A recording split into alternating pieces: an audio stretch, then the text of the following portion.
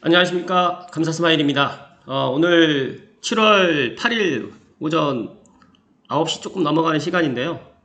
제가 너무너무 많은 분들이 감사스마일 부동산 이야기 유튜브 방송을 사랑해 주셔서 정말 너무너무 감사드리고요.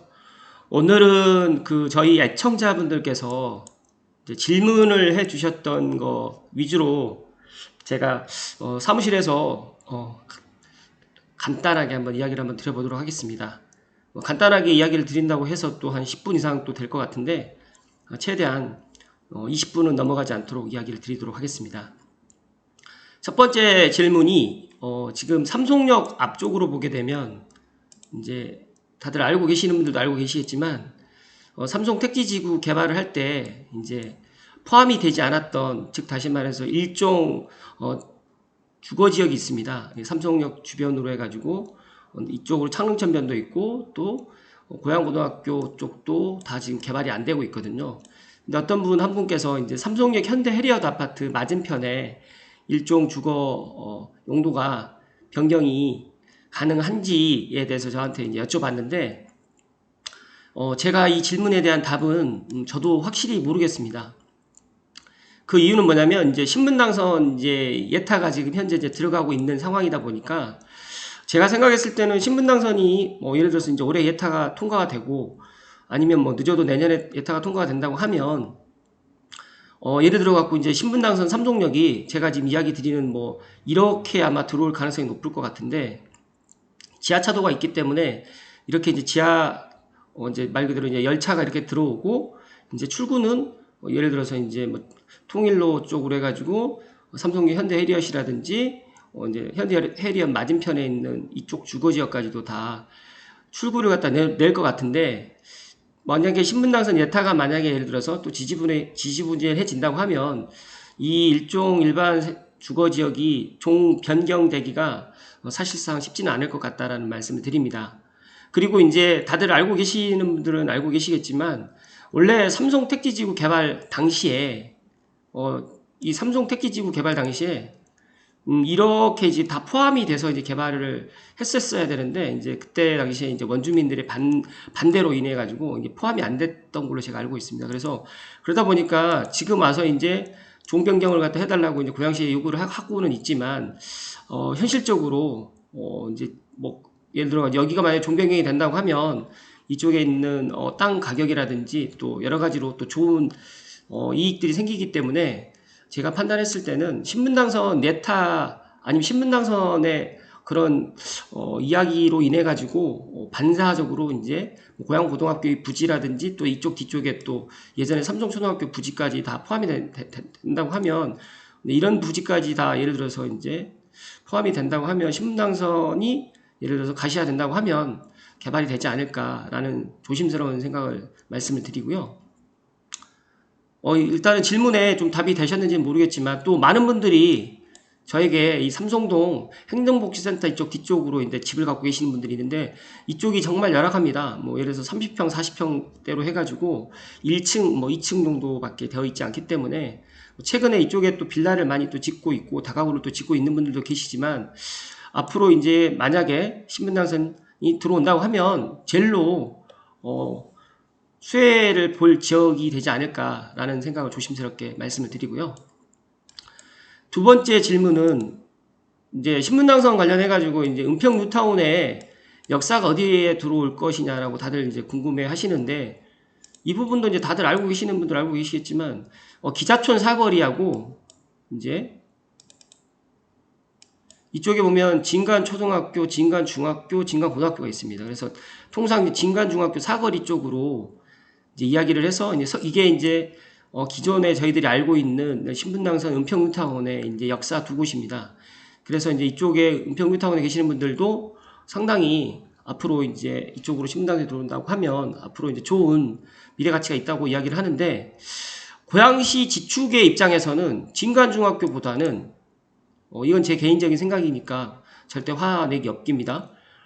진간중학교보다는 이쪽에 구파발 삼성 레미안이라든지 롯데캐슬이 있는 이쪽 사거리가 들어오는 게 제가 봤을 때는 경제성 부분도 더 좋지 않을까. 왜냐면 이쪽이면 이제 지축으로 해가지고 바로 다리 건너서 걸어서도 올 수 있는 거리가 되거든요, 충분히. 그래서 제가 판단했을 때는 어찌됐든 간에 진관중학교로 들어오든 이렇게 구파발 구단지 앞쪽 사거리로 들어오든 저는 음성무사문역이 두 곳이 지금 들어온다고 지금 이야기를 하는데 조금 저는 이제 의구심 드는 게 이제 거리가 너무 가깝습니다. 그래서 이제 이쪽으로 해서 거리를 한번 재보게 되면 1.4km입니다. 그리고 만약에 이제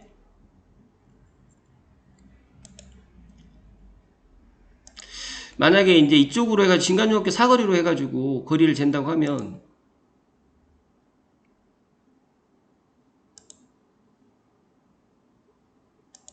이쪽은 또 1.3km밖에 안 되거든요. 그래서 제가 문득 그런 생각을 해봤어요. 1.3km보다 1.4km가 조금 더 좋지 않을까라는 생각도 있고, 또 하나는 그렇다고 해서 이제 이쪽으로 또 가기는 또 쉽지 않거든요. 그렇다고 해서 이거를 또 지축에다 옮기기는 또 쉽지 않고, 그렇다고 하면 이제 이쪽에 창릉천 쪽에 있는 이쪽 사거리가 있는데, 이쪽까지 하게 되면 또 은평 뉴타운에 있는 계신 분들이라든지 또 이쪽에 살고 계시는 분들은 다 뒤로 나가야 된다는 상황 때문에, 만약에 은평 뉴타운에 여기 역사가 두 곳이 들어온다고 하면 제 개인적인 생각은 아마 이 진관중학교보다는 이렇게 기자촌 사거리 같은 경우는 충분히 저는 이 가능성이 있고, 한옥마을이라든지 기타 또 여기 또 문화 또 그 작가 관련해 가지고 또 이런 크게 제가 알았는데 그 은평 문학관이 또 들어오는 걸 알고 있기 때문에 제가 판단했을 땐 그렇고, 그렇다고 하면 이제 독바이까지가 거리가 또 궁금해지지 않습니까? 독바이까지 거리를 갖다 한번 또 재보게 되면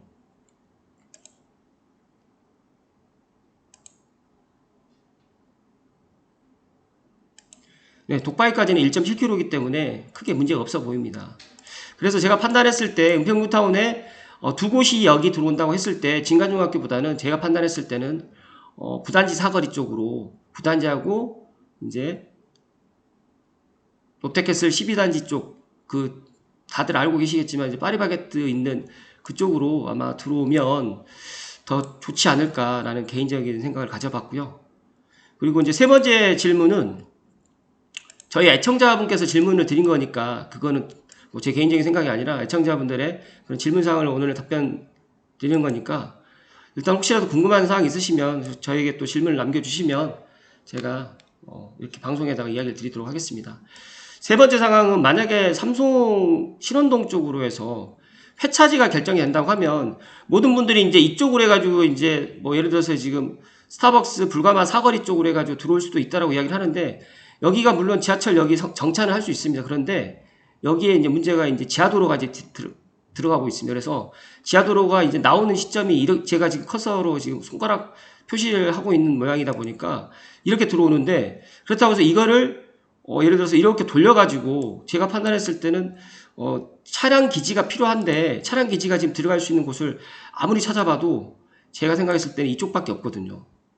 지금 이제 뭐 아들 알고 있으면 삼성 야구장 쪽 이쪽에 있는 지금 나대지 쪽에 있는 그린벨트로 지금 묶여져 있는 이쪽 지역밖에 없다 보니까 이쪽이 갈 가능성이 상당히 많고, 제가 7단지 쪽도 봤는데 이쪽은 또 뉴코리아 CC가 있다 보니까 힘들고, 이쪽에 지금 알고 계시겠지만 또 타운하우스가 테라스하우스가 또 들어올 계획이 있습니다.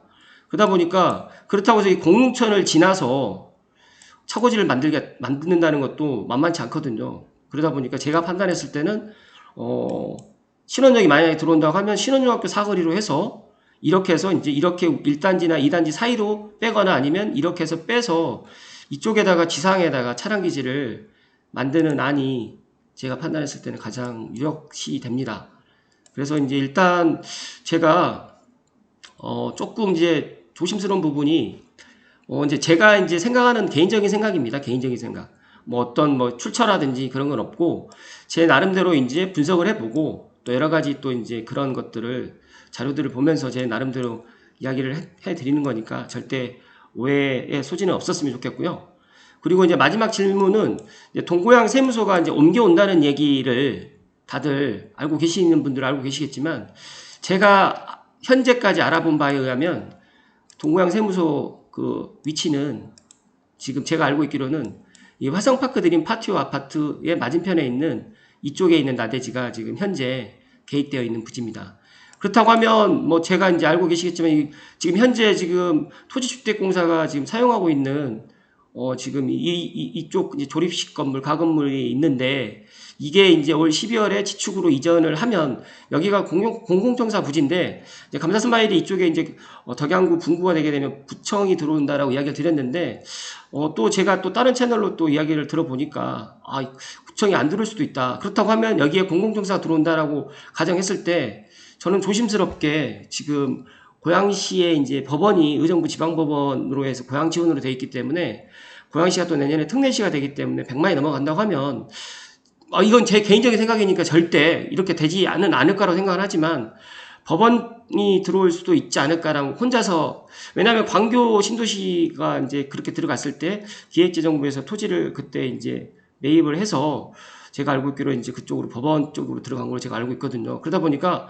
제가 동일하게 이제 광교 신도시에 들어가는 택지지구에 들어가는 그런 모습을 보면서 고양시의 또 내년에 그 그림을, 또 내년에 미래의 그 창 3기 신도시까지도 들어오면서 또 메가 신도시가 되고 110만 명이 넘어가는데 아직까지 의정부 지방법원 고양 지원이 된다는 게 좀 말이 안 되다 보니까 법원도 올 수도 있지 않을까라는 조심스러운 생각을 또 말씀드리고, 또 경찰서도 지금 만약에 된다고 하면 덕양구 경찰서에서 또 이전이 또 되는 부분도 있다 보니까 저는 감사스마일 개인적인 생각은 공공청사 부지다 보니까 올 12월에 이제 지축으로 이전되면 이제 어떤 윤곽이 드러나지 않을까, 저는 개인적으로 그렇게 생각을 합니다.